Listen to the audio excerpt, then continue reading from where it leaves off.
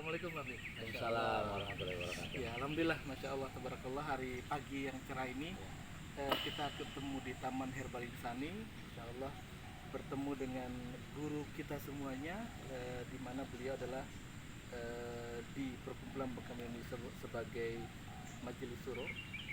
Kemudian beliau juga, masya Allah, sebagai Presiden IMF International Islamic Medicine Foundation. Ya, Pak Habib, gimana kabarnya hari ini Pak? Alhamdulillah, barusan habis sholat subuh di pijit-pijit. Masya Allah, alhamdulillah, seger banget ya, masya Allah. Ini reuninya terapis tuh begitu. Jadi ketemu saling mengisi, tapi mengisinya saling pijit supaya sehat. Masya Allah. Semoga Pak Habib senantiasa diberikan kesehatan.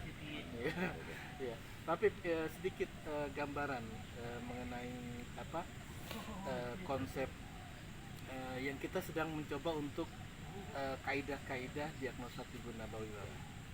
Mohon Pak Habib, bagaimana kami mencoba untuk mengarah ke sana, seperti apa sih sebenarnya kaidah sesungguhnya tibbun nabawi menurut seorang Presiden IMF dan juga Majelis Suro Perkumpulan Bekam Indonesia.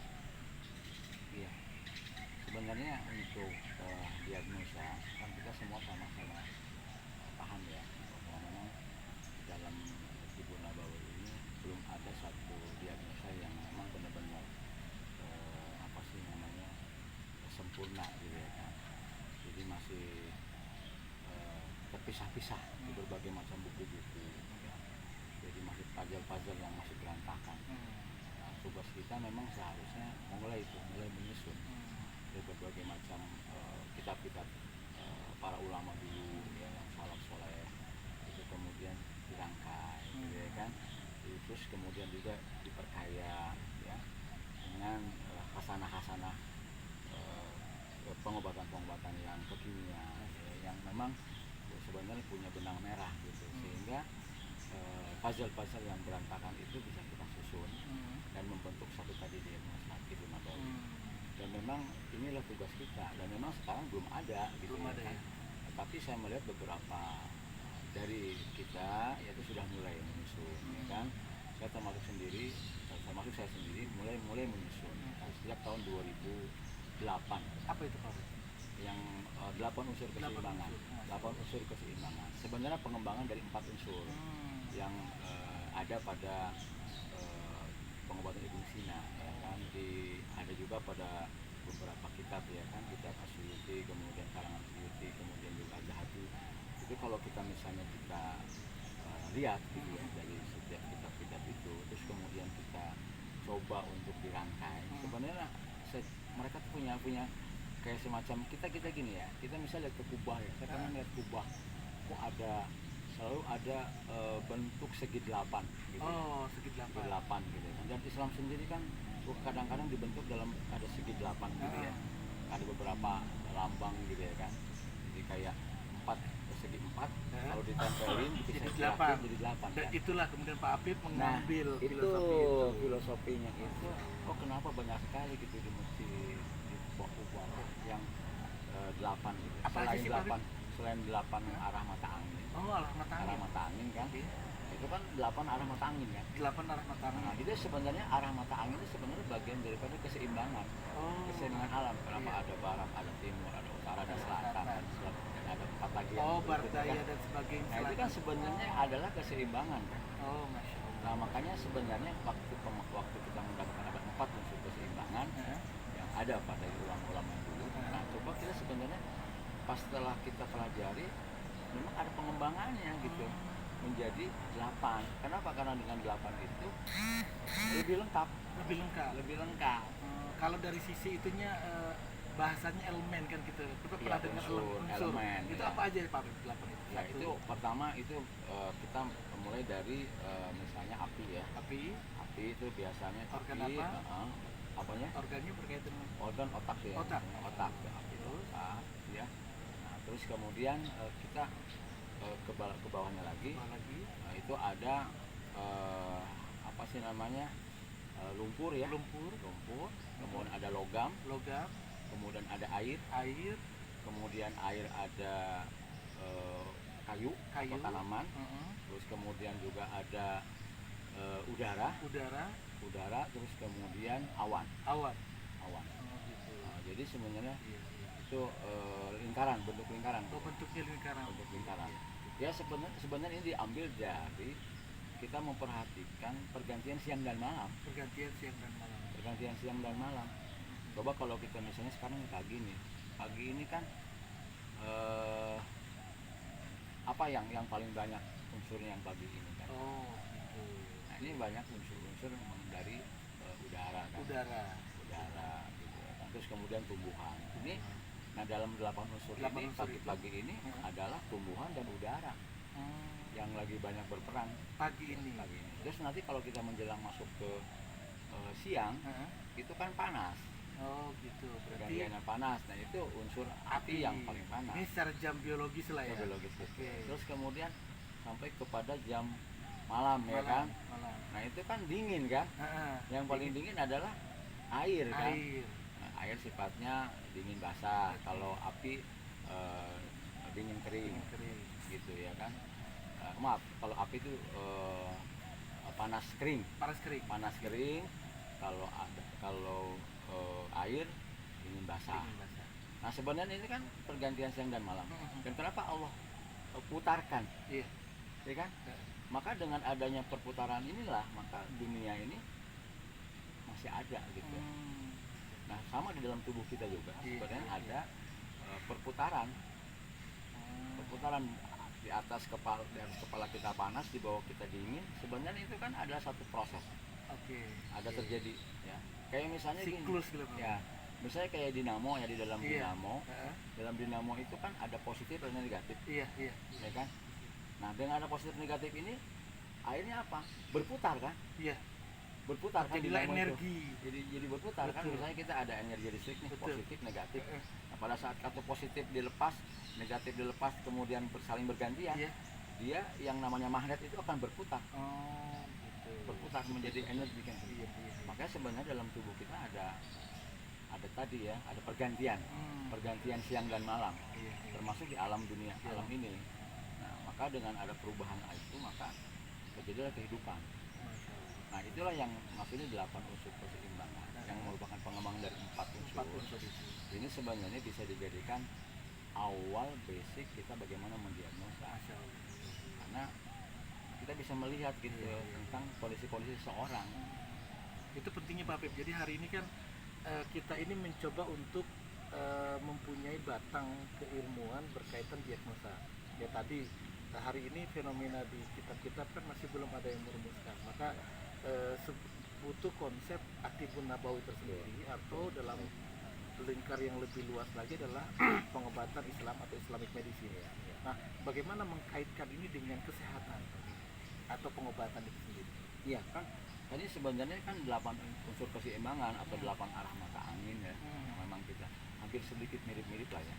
Nah sebenarnya kan arah mata angin sendiri kan sebenarnya mempengaruhi juga, mempengaruhi daripada kondisi di alam ini.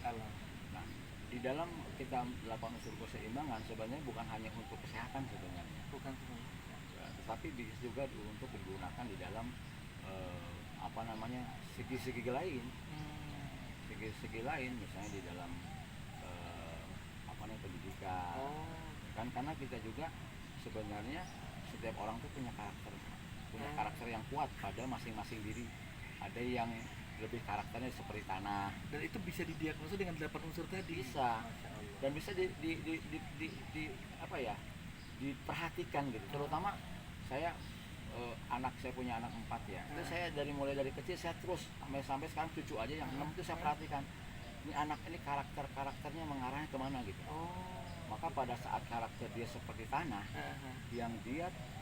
tanah itu kan apa? Dia itu kalau nggak disuruh, kalau nggak dipindahkan tetap di situ. Gitu. Ya kan? Nah, jadi kalau menghadapi anak seperti itu, maka kita harus lebih aktif mengaktifkan mereka. Sampai sekolah harus kita cariin gimana yang terbaiknya, terus kita khususkan. Itu harus begitu. Karena kalau kita diam, dia diam. Berarti sifat tanah solusinya itu. Kita harus aktif, kita harus campur dia, kita harus kemudian kita olah dia, tanahnya itu dikasih air, kemudian kita ditumbuk-tumbuk begitu ya, kemudian kita putar-putar, ya, akhirnya jadilah keramik. Kita bakar lagi, akhirnya jadi keramik yang mahal. Coba kalau biarkan dia tanah, ya jadi tanah aja, jadi dari kecil sampai tua tanah aja. Karena sifat tanah itu kan nggak inovatif dia. Berarti ini Abi, mohon maaf. Tadi kalau saya perhatikan, berarti unsur tanah ini membutuhkan unsur-unsur yang lain. Unsur yang lain. Nah, kalau misalnya gini, ini ada unsur tanah, makanya unsur tanah. Saya harus mencari orang yang punya mental logam. Karena tanah itu baru bisa dicangkul. Dan harus ada unsur api untuk dia menguatkan, mengeraskan supaya dia menjadi barang yang berharga. Seperti itu. Mas Terapi, terima kasih. Oh iya, luar biasa. Alhamdulillah. Nah, jadi seperti itu. Jadi dalam pendidikan pun saya punya anak beda-beda. Ada yang pertama ada unsur tanah, kedua unsur kayu. Dia banyak banget cita-citanya. Kayak kayu ini kan dia tumbuh dia pucuknya itu banyak. Tapi kalau tumbuhan banyak pucuknya, dia nggak akan berbuah. Tumbuhan banyak pucuknya. Kalau tumbuhan banyak daunnya, kecenderungan dia agak susah berbuah. Makanya tugas orang tua, kalau ada anak yang memiliki unsur kayu, banyak cita-cita, banyak keinginan segala macam, kita harus sedikit mengurangi. Berarti dengan belajar diagnosa ini tidak hanya untuk orang lain, tapi bisa untuk diaplikasikan dalam keluarga, termasuk untuk mendeteksi apakah si anak ini punya unsur apa, bahkan bisa jadi untuk memilih jodoh. Masya Allah. Sebaiknya dia mau ditemenin sama siapa? Nah itu. Kalau di unsur tanah, ya jangan dikasih air. Jangan dikasih air. Kenapa? Hancur. Kalah dia terkuras. Jangan api, dengan api juga. Lebih parah. Berantem terus. Iya. Masya Allah. Gitu. Jadi kalau misalnya tanah itu bagus dengan logam. Bagus dengan logam. Fasilitas di sini. Kemudian Diprotes nih. Ini kalau api mengaduknya dengan air. Oh gitu. Kami termasuk bisa digunakan untuk manajemen berusaha. 35.000. Berarti diagnosa Tibu Nabawi ini sebenarnya yang dikatakan holistik, total, sumulia gitu ya. Ini misalnya nih ada anak nih karakter tanah ya. Jangan dijadikan sebagai orang yang kemudian dia bisa harus pemasaran misalnya. Dia harus sering keluar, repot. Karena dia orangnya senangnya diam. Meskipun nurut, tetapi nanti dia tidak berkembang. Tidak berkembang gitu. Lebih baik dia masuk sebagai administrasi, manajemen, ngatur otak gitu ya. Nah, tapi kalau misalnya ada karyawan yang sambil kopinya kopi radik, Masya Allah. Artinya memberikan sebuah motivasi dan juga semangat yang luar biasa.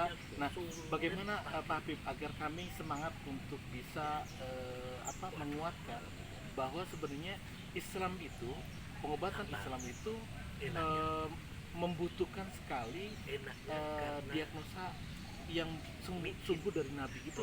Bagaimana mencoba untuk ke arah sana?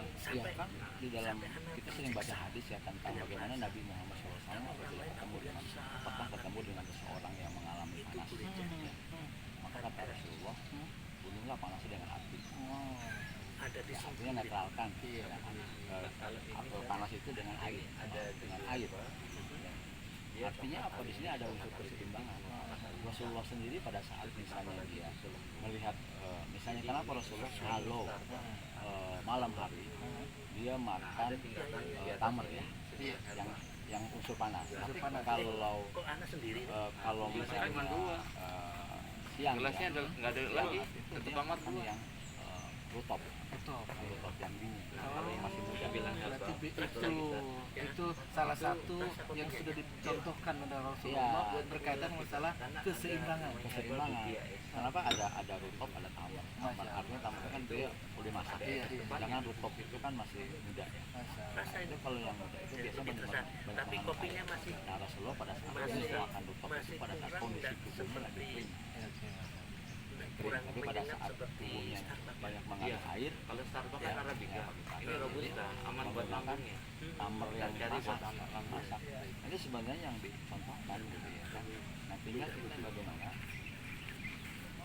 tanda-tanda atau sunnah-sunnah yang Rasulullah kerjakan itu kita terjemahkan dengan ilmu-ilmu yang kita punya ya, dari berbagai macam sisi, supaya kemudian akan membentuk tadi puzzle-puzzle yang kemudian akan bermanfaat gitu. buat kesehatan, buat keluarga, juga buat usaha-usaha. Karena itu setelah diaplikasikan di dalam kehidupan itu manfaatnya luar biasa. Manfaatnya luar biasa.